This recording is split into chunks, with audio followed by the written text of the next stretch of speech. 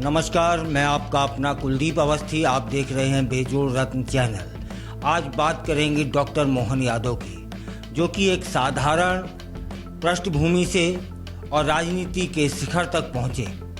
कैसे यह संभव हुआ? मध्य प्रदेश की राजनीति में डॉक्टर मोहन यादव का नाम अचानक सुर्खियों में तब आता है जब उन्हें राज्य का नया मुख्यमंत्री घोषित कर दिया जाता है। यह घोषणा न केवल राजनीतिक विश्लेषकों को चौंकाने वाली थी, बल्कि आम जनता के लिए भी एक नई उम्मीद लेकर आई। लेकिन डॉक्टर मोहन यादव कौन हैं?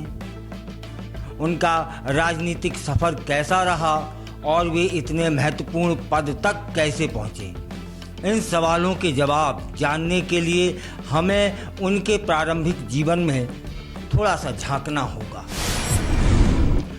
डॉक्टर मोहन यादव का जन्म 25 मार्च 1965 को उज्जैन जिले में एक साधारण यादव परिवार में हुआ। उनके पिता एक सामान्य व्यवसायी थे और माता गृहिणी। बचपन से ही डॉक्टर मोहन यादव का रुझान पढ़ाई और सामाजिक कार्यों की ओर था। उन्होंने उज्जैन से ही अपनी प्रारंभिक शिक्षा प्राप्त की। उच्च शिक्षा के लिए उन्होंने विक्रम विश्वविद्यालय का रुख किया, जहां से उन्होंने इतिहास में एमए किया और फिर पीएचडी की उपाधि भी प्राप्त की। उनकी थीसिस मालवा का ऐतिहासिक विकास और उसकी सामाजिक संरचना, इस विषय पर उन्होंने पीएचडी हासिल की है, जो उनके गहरे अध्ययन और सोच को दर्शाती है। मोहन यादव एक शिक्षाविद के रूप में भी जाने जाते हैं। उन्होंने शिक्षा के क्षेत्र में कई वर्षों तक योगदान दिया। पढ़ाई के साथ साथ मोहन यादव को युवावस्था से ही सामाजिक समस्याओं की समझ और उसके समाधान की चिंता रही। छात्र जीवन में वे राष्ट्रीय स्वयंसेवक संघ से जुड़े और वहीं से राष्ट्रवादी विचारधारा की नींव उनके व्यक्तित्व में पड़ी। वे अखिल भारतीय विद्यार्थी परिषद में भी सक्रिय रहे और छात्र राजनीति के माध्यम से समाज सेवा का रास्ता उन्होंने अपनाया। उनकी सक्रिय राजनीति में औपचारिक एंट्री 2013 के विधानसभा चुनावों में होती है, जब उन्होंने भारतीय जनता पार्टी के टिकट पर उज्जैन दक्षिण सीट से चुनाव लड़ा और जीत हासिल की। उनके पहले कार्यकाल में ही उन्होंने अपनी निष्कलंक छवि, मेहनती रवैये और जमीनी जुड़ाव से जनता और पार्टी के नेतृत्व का विश्वास जीत लिया। मोहन यादव को एक सरल, मिलनसार और विचारशील राजनेता के रूप में जाना जा रहा है। वे अधिकतर समय जनता के बीच रहना पसंद करते हैं और उनका भाषण जो शैली है वह सरल है, प्रभावी है और बिना दिखावे के होती है। वे धार्मिक रूप से भी आस्थावान हैं और महाकाल की नगरी उज्जैन से गहरा संबंध रखते हैं। मोहन यादव का राजनीतिक सफर भारतीय राजनीति की उस परंपरा का हिस्सा है जहां जमीनी कार्यकर्ता अपने सतत परिश्रम और सामाजिक जुड़ाव से उच्च पदों तक पहुंचते हैं। उन्होंने अपने राजनीतिक जीवन की शुरुआत किसी बड़े मंच या विरासत से नहीं की, बल्कि एक साधारण कार्यकर्ता के रूप में संगठन की सीढ़ियां चढ़ी हैं।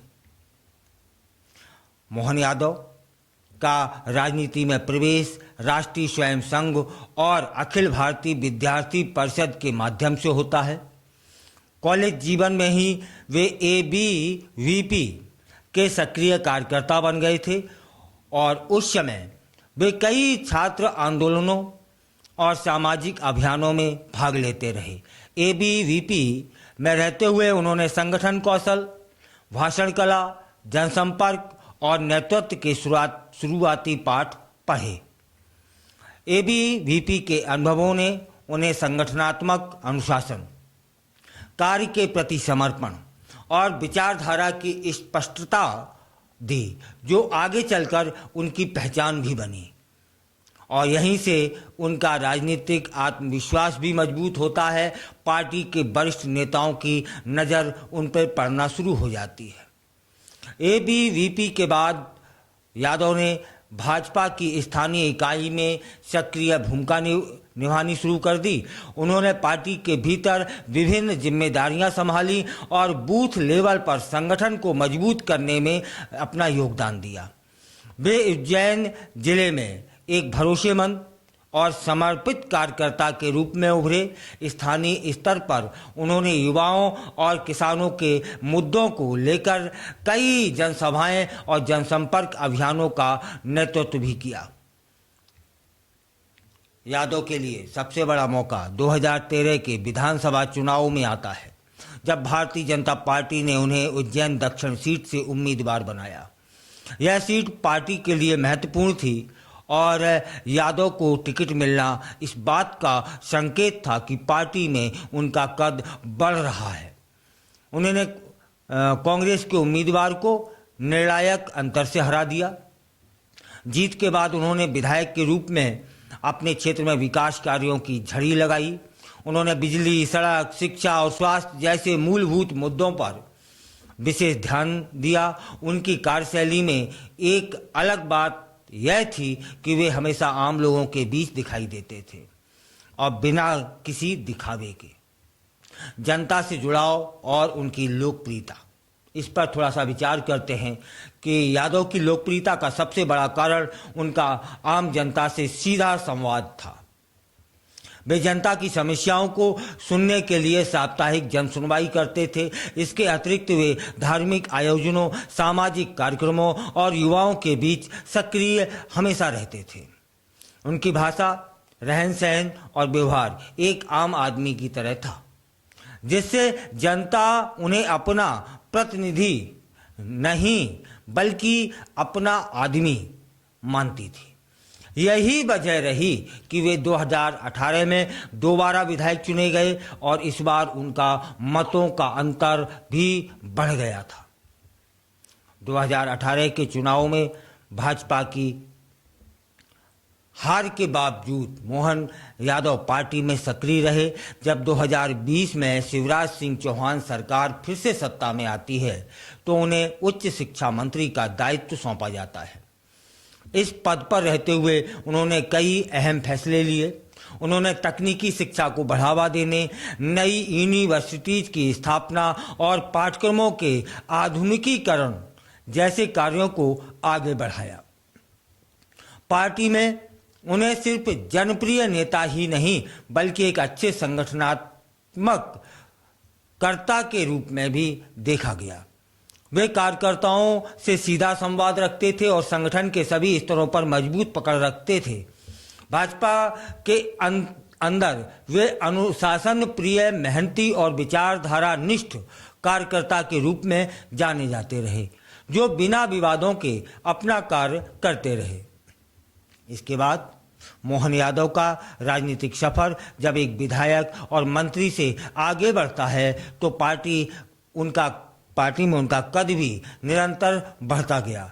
वे उन गिने चुने नेताओं में से एक थे जो संगठन और सत्ता दोनों में समान रूप से प्रभावी थे।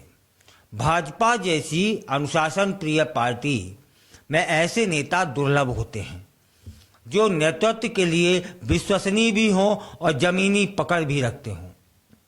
2013 और 2018 में लगातार 2 बार उज्जैन दक्षिण से चुनाव जीतने के बाद यादव ने यह साबित कर दिया कि वे एक चुनावी योद्धा हैं और जिनकी जनता में मजबूत पकड़ भी है।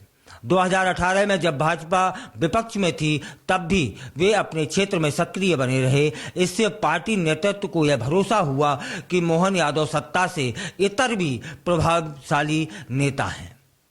उनकी सक्रियता, मीडिया से संयमित बातचीत और पार्टी लाइन के अनुरूप व्यवहार ने उन्हें एक परिपक्व नेता की छवि दी। जब पार्टी को विपक्ष में बैठना पड़ा तब उन्होंने अपने भाषणों और सदन में उपस्थिति से पार्टी की विचारधारा को मजबूती प्रदान की। 2020 में शिवराज सिंह चौहान की सरकार के गठन के बाद मोहन यादव को उच्च शिक्षा मंत्री का जिम्मा सौंपा गया। यह पद उनके लिए नई चुनौती था। मध्य प्रदेश में उच्च शिक्षा के क्षेत्र में वर्षों से सुधार की आवश्यकता थी। पाठ्यक्रमों की प्रासंगिकता, कॉलेज की गुणवत्ता और युवाओं की रोजगार परक शिक्षा पर सवाल उठते रहे थे। यादव ने इन समस्याओं को गंभीरता से लिया और कई दूरदर्शी कदम भी उठाए। राष्ट्रीय शिक्षा नीति 2020 को प्रभावी रूप से लागू करने की दिशा में योजनाएं बनाई। डिजिटल शिक्षा को बढ़ावा देने के लिए ई लर्निंग प्लेटफॉर्म विकसित किए। राज्य की यूनिवर्सिटीज और कॉलेजों में गुणवत्ता सुधार के लिए इंफ्रास्ट्रक्चर अपग्रेडेशन पर उन्होंने ध्यान दिया। उद्योग और शैक्षणिक संस्थानों में लगातार कार्य करते रहे। समन्वय भी स्थापित करने की दिशा में उन्होंने प्रयास किया, जिससे युवाओं को बेहतर रोजगार के अवसर मिल सके। उनकी इन पहलों से पार्टी नेतृत्व में उनकी प्रशंसा होने लगी। उन्हें परिणाम देने वाले मंत्री के रूप में देखा जाने लगा। मंत्री होने के बावजूद यादव संगठन के कार्यक्रमों और बैठकों में नियमित रूप से भाग लेते रहे, चाहे वह बूथ स्तर के कार्यकर्ता सम्मेलन हो या मंडल और जिला स्तरीय बैठकें। वे हर स्तर पर उपस्थित रहते थे। यही उनकी सबसे बड़ी ताकत थी, संगठन से कभी ना टूटने वाली डोर। उन्होंने कई बार चुनावी प्रबंधन, रणनीति निर्माण और प्रचार प्रसार में भी महत्वपूर्ण भूमिकाएं निभाई। भाजपा के लिए वे एक ऐसा चेहरा बनकर उभरे जो न केवल जनता में लोकप्रिय था, बल्कि पार्टी की विचारधारा और रणनीति को भी मजबूती प्रदान कर सकता था। डॉक्टर मोहन यादव की भाषा सरल है, समझने योग्य और प्रेरणादायक होती थी। वे युवाओं के बीच विशेष रूप से लोकप्रिय थे। कई कॉलेजों और विश्वविद्यालयों में दिए गए उनके भाषण आज भी सोशल मीडिया पर चर्चित हैं। वे युवाओं से जुड़ने के लिए टेक्नोलॉजी, रोजगार और उद्यमिता जैसे मुद्दों पर खुलकर बात करते थे। इस कारण पार्टी उन्हें युवाओं को आकर्षित करने वाले नेता के रूप में भी प्रस्तुत करने लगी, खासतौर पर शहरी और शिक्षित वर्ग में। 2023 विधानसभा चुनाव के समय फिर एक बार उन्हें पार्टी से टिकट मिलता है और वे इस बार भी जीतते हैं। यहाँ समझने वाली बात है, संगठन की समझ, प्रशासनिक अनुभव, साफ छवि और जन स्वीकृति हो, और मोहन यादव उन सभी मानकों पर खरे उतरते थे।